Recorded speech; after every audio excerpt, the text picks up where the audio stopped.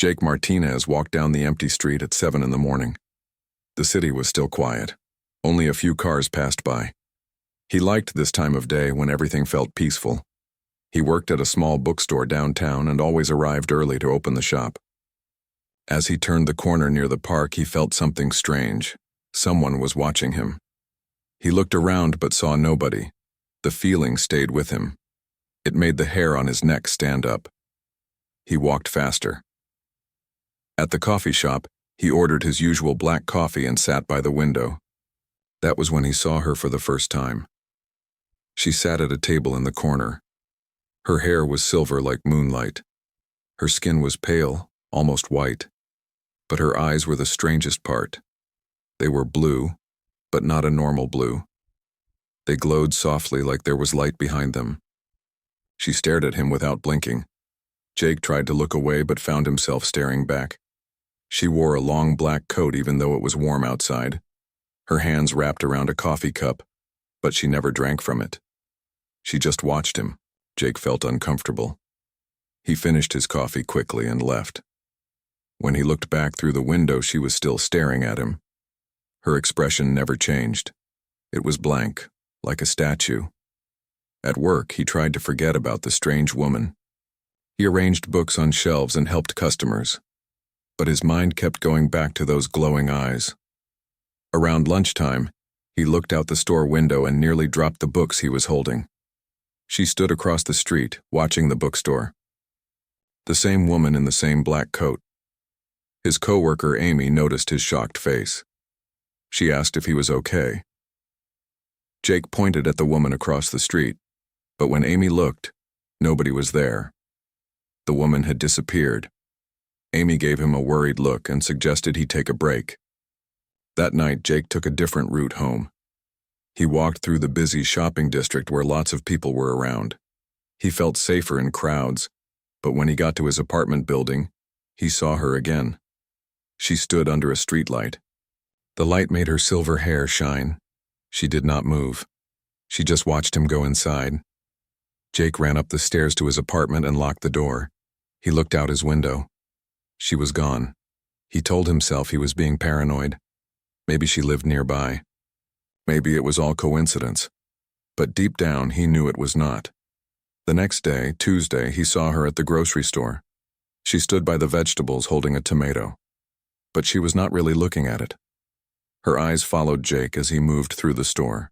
He grabbed milk and bread quickly and went to check out. She appeared in the next line, still holding the same tomato. She had nothing else in her basket. Jake left the store fast. He heard footsteps behind him. When he looked back, she was following him. She stayed exactly 20 feet behind. When he walked faster, she walked faster. When he slowed down, she slowed down. It was like she was connected to him by an invisible rope.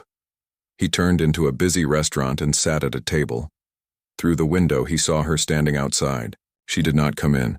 She just stood there in the rain that had started to fall.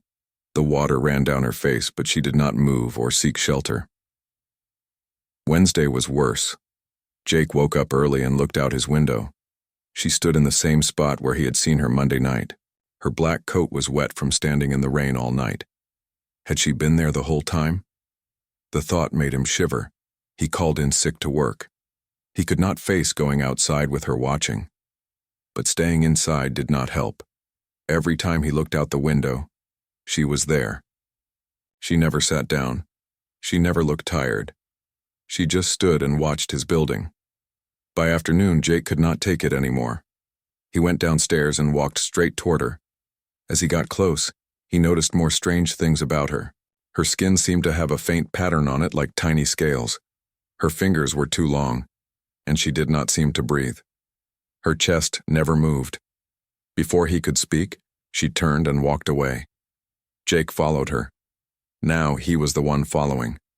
She led him through streets he did not know. They walked for an hour. Finally, she stopped in an empty parking lot behind an old warehouse. She turned to face him. Up close, her face was beautiful but wrong. Too perfect. Too symmetrical. Like someone had designed a human face but did not quite get it right. Jake found his voice. His words came out shaky but loud. He asked what she wanted. He asked why she was following him. He told her to leave him alone. She tilted her head like a bird. When she opened her mouth, no sound came out at first. Then, she spoke, and her voice was like nothing he had ever heard. It sounded like music and static mixed together. She said his name, Jake Martinez. She said she had been looking for him. She said she needed his help. Then she said something that made no sense. She said humanity was the only species in the galaxy that had kept its soul. She said her people had lost theirs long ago. She said Jake was special, though he did not know it yet. Before Jake could respond, she touched his forehead with one long finger. The world went white. Images flooded his mind. Stars, planets, cities made of crystal, beings made of light. And through it all, a feeling of terrible emptiness. A loneliness so deep it hurt. When his vision cleared, she was gone. Jake stood alone in the empty parking lot. His head hurt. His hands shook. But he knew one thing for certain. This was just the beginning. Jake did not sleep that night. He sat on his couch and tried to understand what had happened. The images from her touch still burned in his mind. He saw cities floating in space. He saw beings made of pure energy. He saw worlds where the sky was purple and the grass was blue. But most of all, he felt that terrible emptiness she had shown him. Thursday morning came too soon. Jake made coffee with shaking hands. He kept expecting to see her outside his window, but the street was empty. Part of him felt relieved. Another part felt disappointed. He needed answers. He went to work because he did not know what else to do. Amy asked if he felt better. He lied and said yes. The day passed slowly. Every time the door opened, he looked up, expecting to see silver hair and glowing eyes. But she did not come. That evening, Jake researched everything he could find about alien encounters. Most of it seemed crazy, people talking about little green men and flying saucers. Nothing matched what he had experienced. The woman had seemed so real, so physical, yet also completely wrong for this world. Friday morning brought fog to the city. Jake walked to work through the gray mist. He could barely see 10 feet ahead. Shapes moved in the fog around him. Any one of them could be her. But when he reached the bookstore, he had not seen her. The day was normal until closing time. Jake locked the store and turned around to find her standing right behind him. He jumped back and hit the door. She had appeared, from nowhere, silent as a shadow. This time she looked different. Her human disguise was failing. Jake could see through her skin in places, and underneath was something that glowed with soft blue light. Her eyes were brighter now, almost hard to look at directly. She spoke again in that strange, musical voice. She said her name was Luna. She said she came from a star system so far away that its light had not reached Earth yet. She said her people were called the Etherians. They had evolved beyond physical form millions of years ago. They were beings of pure thought and energy. Jake asked why she looked human. Luna explained that she had created this body to interact with him. It was hard for her to maintain. It took enormous energy to appear physical in this world. She was growing weaker each day she stayed here. She told him that her people had a problem. They had evolved too far. They had given up their emotions to become beings of pure logic. They thought it would make them perfect. Instead, it made them empty. They could no longer create art. They could no longer love. They could no longer feel joy or sadness or anger or fear. They existed but did not truly live. The Etherians had searched the universe for a solution. They studied thousands of species, but only humans had kept the balance. Humans were smart enough to reach the stars but still felt everything deeply. Humans cried at beautiful music. Humans laughed at silly jokes. Humans loved with their whole hearts even when it hurt them. Luna said the Etherians had been watching Earth for decades. They studied human behavior. They tried to understand emotions by observing them, but it was like trying to understand color when you were born blind. They needed something more. They needed a teacher. Jake laughed nervously. He was nobody special. He sold books for a living. He lived in a small apartment. He had no girlfriend. He spent his weekends watching movies and reading. How could he teach an advanced alien race anything? Luna moved closer. Her failing disguise made her look like a ghost made of light. She said, the Etherians had scanned billions of humans. They looked for someone with the perfect emotional resonance. Someone whose feelings were pure and strong and uncorrupted by cynicism. They found 12 candidates across the entire planet. Jake was one of them. She had been sent to observe him, to confirm he was the right choice. She had watched him help strangers. She had seen him cry during a sad movie when he thought nobody was looking. She had observed him feed stray cats behind his building every morning. These simple acts of kindness and emotion fascinated her. Jake felt his head spinning. This was too much, too strange, too impossible. He asked what would happen. If he said no, what if he did not want to be their teacher? Luna looked sad, or at least tried to. Her face did not quite know how to make the expression. She said the Etherians would continue to exist but not live. They would slowly fade away over millennia. A race that had seen the birth of galaxies would die from lack of feeling. She gave him time to think. She said she would return tomorrow for his answer. Then she began to fade. Her body became transparent. Jake could see through her to the street beyond. In seconds, she was gone, leaving only a faint smell like ozone after lightning. Jake walked home in a daze. The fate of an entire alien civilization rested on his shoulders. They needed him to teach them how to feel again, how to be alive instead of just existing. The ordinary bookstore clerk from Seattle might be the most important human in the universe. He sat by his window that night and looked at the stars. Somewhere out there, billions of Etherians waited for his decision. They had all the technology and knowledge of the cosmos, but they needed something only humanity could give them. They needed heart. They needed soul. They needed to remember what it meant to truly live. Jake did not sleep at all that night. He paced his apartment until his feet hurt. How could he teach an alien race about emotions? He barely understood his own feelings most of the time. He got angry at traffic. He felt lonely on weekends. He worried about paying rent. These were not special emotions. They were just normal human problems. When the sun came up on Saturday, Jake had made his decision. He would try to help. Not because he thought he was special, but because he could not live with himself if he said no. If an entire species died because he was too scared to try, he would never forgive himself. Luna appeared in his living room at exactly noon. This time, she did not try to look completely human.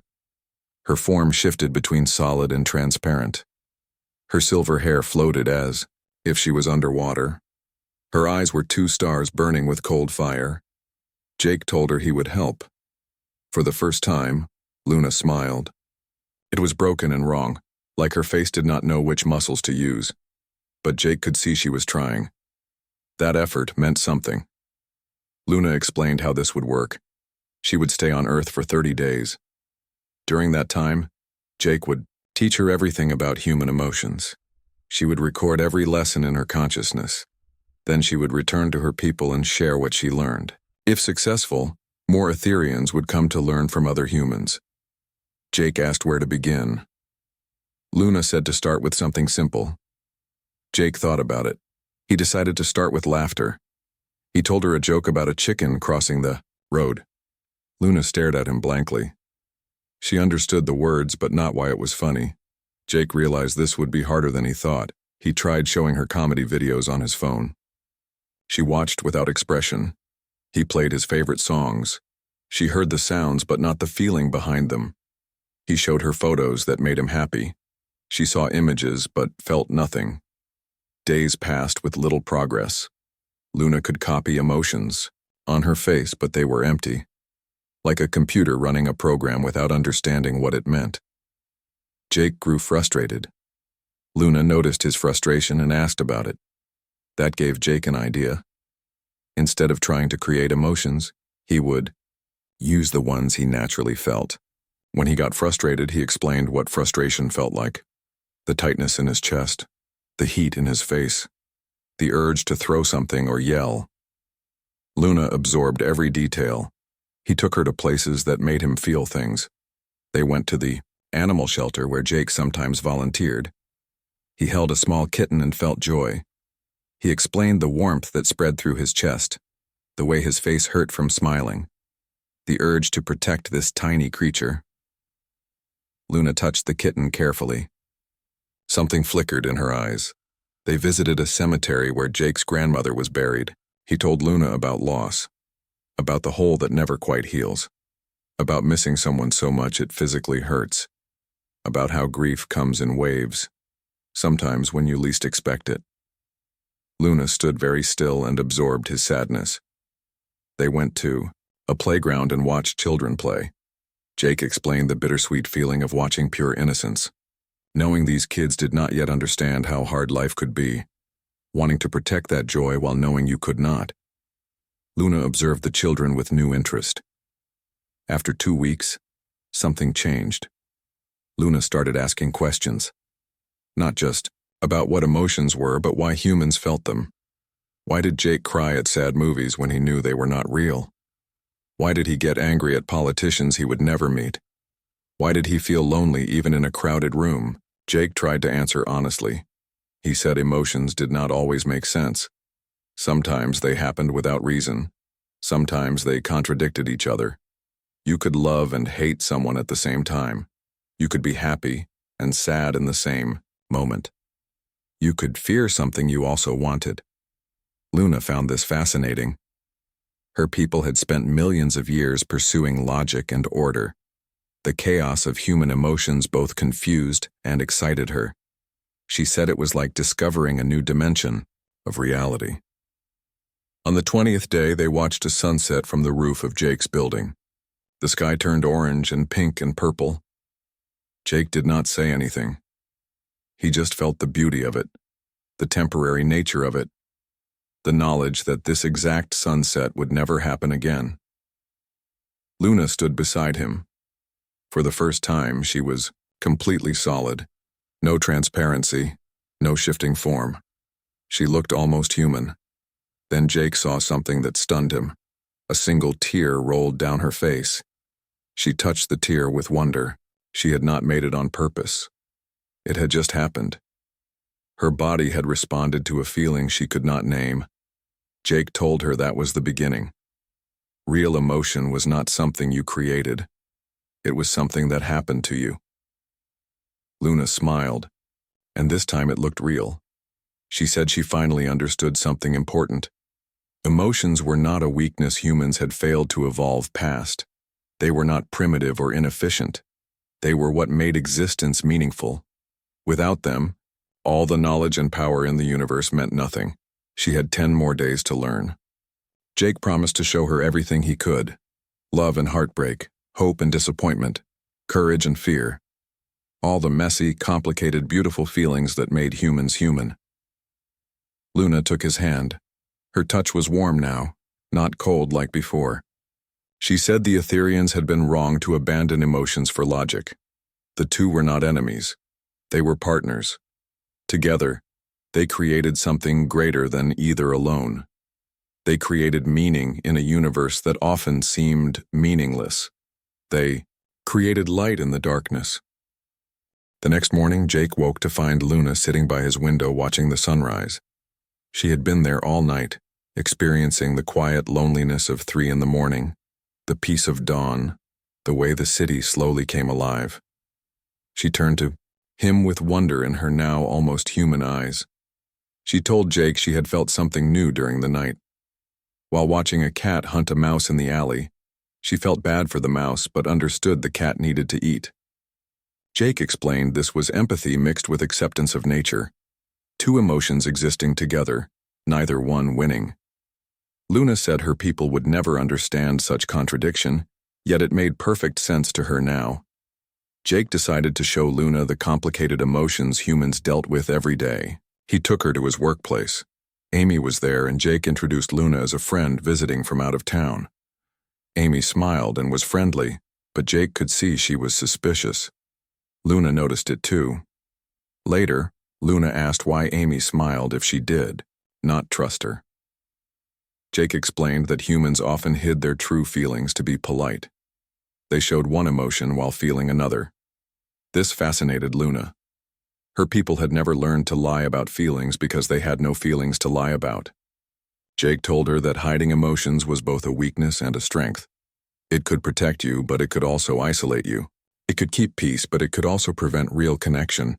They went to a hospital next. Jake wanted Luna to understand the heavy emotions humans faced. They sat in the waiting room and watched families. Some cried with relief at good news. Others sat in numb shock at bad news.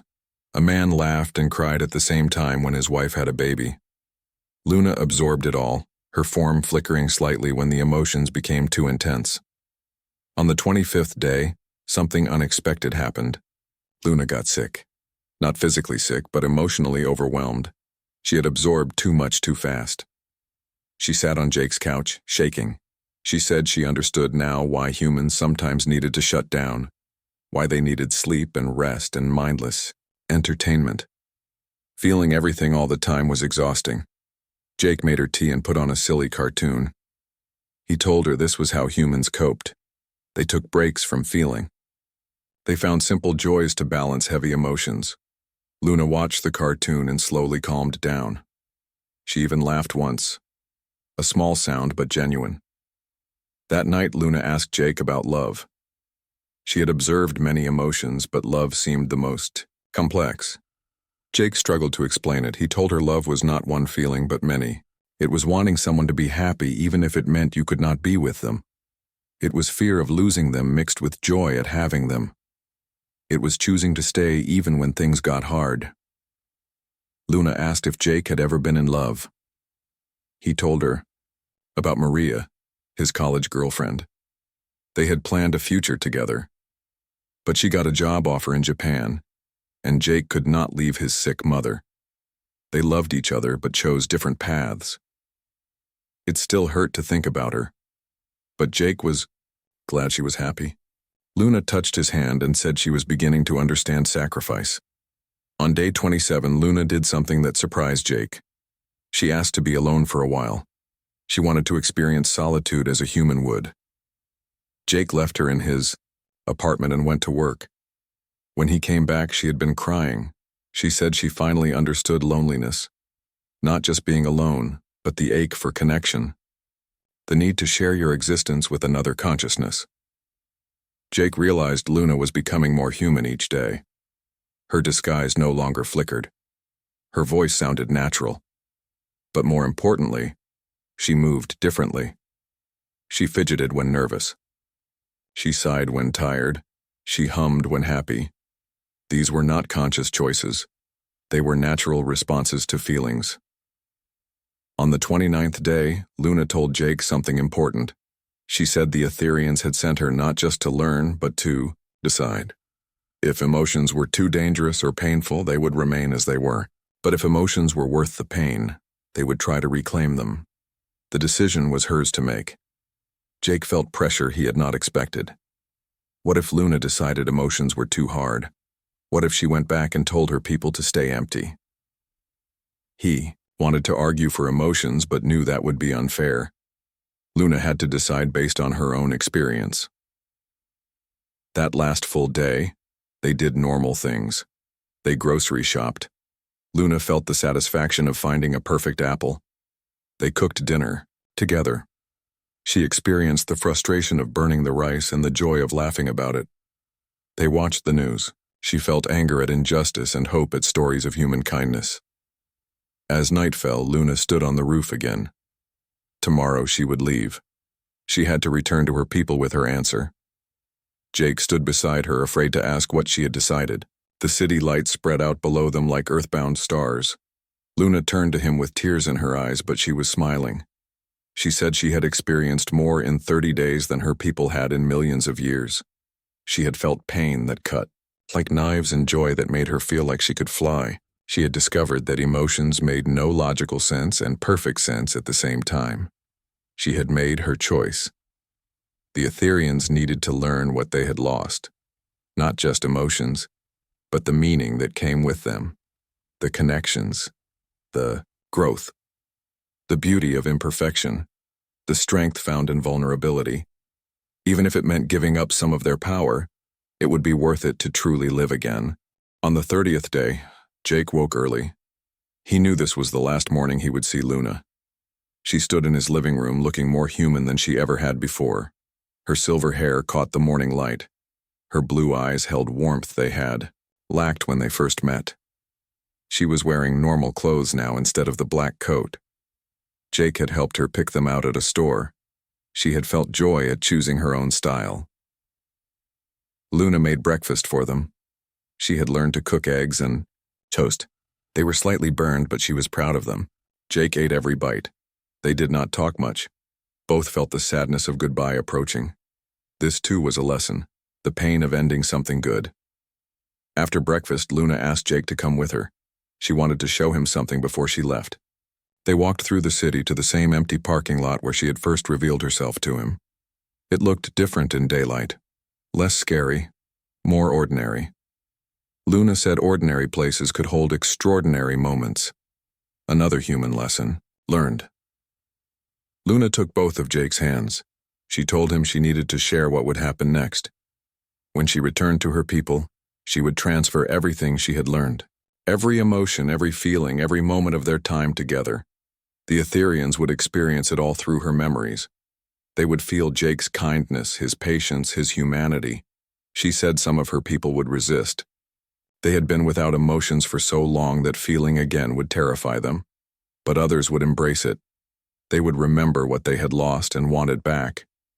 It would take time, maybe centuries, but the Etherians would slowly reclaim their emotional selves. Jake asked if he would see her again. Luna smiled sadly. She said probably not. The energy required to maintain physical form on Earth was enormous. She had used up almost all her strength. It would take her decades to recover, but she promised that other Etherians would come. They would find the other 11 humans with emotional resonance. They would learn just as Luna had learned. Then Luna did something unexpected. She hugged Jake. It was awkward at first. Her people did not have physical affection, but then she relaxed into it. Jake felt her trembling. She was feeling gratitude, sadness, hope, and fear all at once. She whispered thank you in his ear. Her voice broke with emotion. When they pulled apart, Luna was crying freely. She said tears were her favorite human thing. They happened when emotions became too big for the body to contain. They were release and expression combined.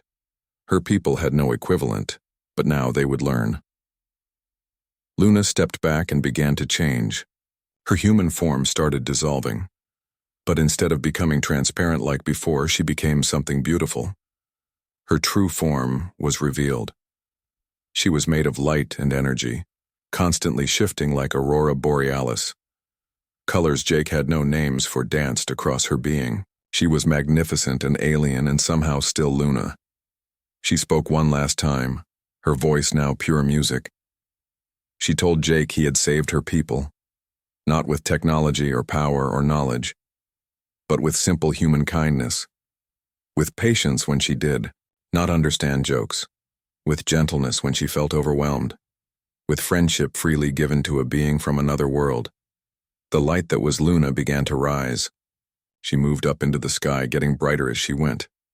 Jake shielded his eyes but kept watching. She became a star in the daylight, then a spark, then nothing. She was gone, returned to her people among the stars. Jake stood alone in the parking lot for a long time. He felt empty but also full, sad but also proud. He had done something important.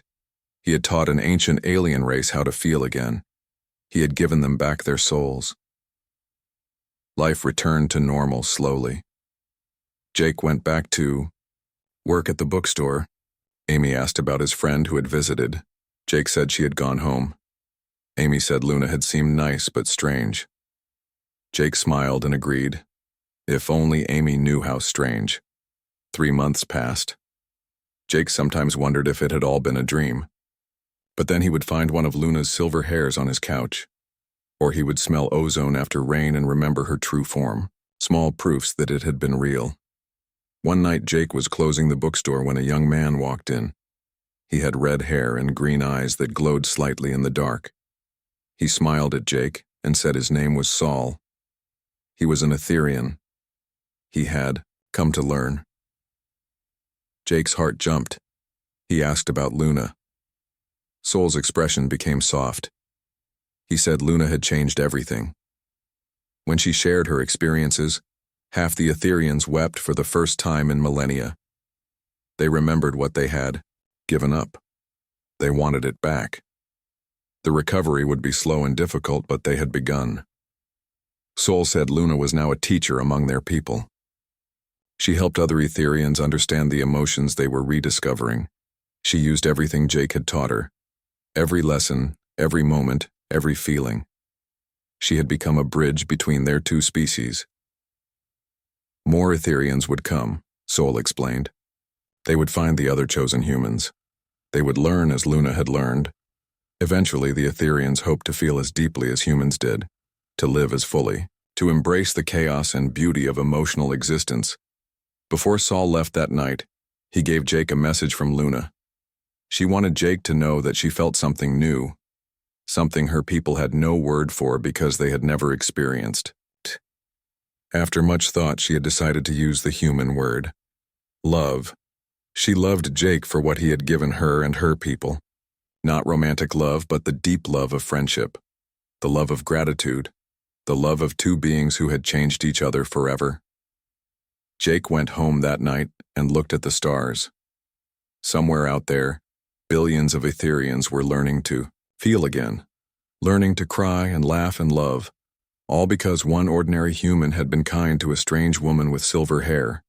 Jake smiled and went inside. Tomorrow he would teach Soul about humor. He had some new jokes to try.